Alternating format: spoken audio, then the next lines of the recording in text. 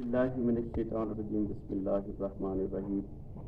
इय्याका नअबुदु व इय्याका नस्तईन। ऐ अल्लाह, हम तेरी ही इबादत करते हैं और तुझी से मदद मांगते हैं।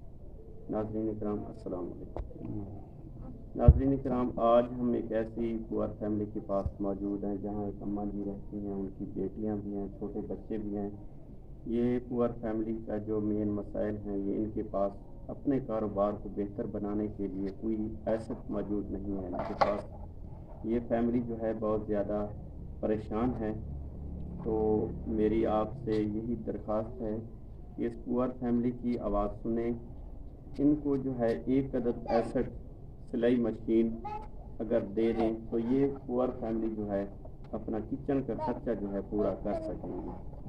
तो मज़ीद आइए इस पुअर फैमिली से बात करते हैं। अस्सलाम वालेकुम। अम्मा जी क्या हाल है? ठीक हैं आप?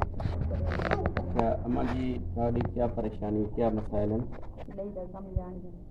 जी जैसे वो कुछ कपड़े सिवे ना मान ले लेंगे, पहन दे लेंगे, आप लेंगे कम ना में ना पैसा है खर्च करूँगा, अपने किचन का कम संभाल दूँगा, कुछ ना कुछ खरीद दूँगा, कपड़े डालेंगे।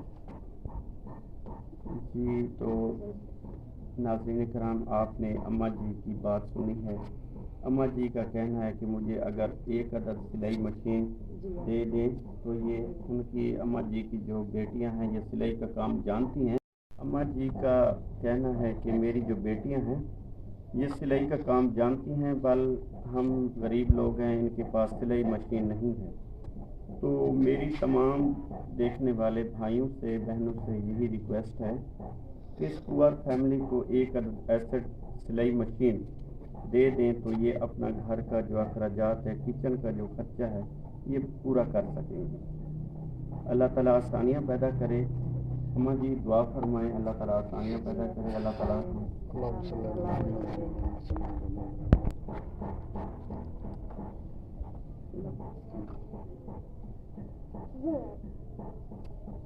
क्या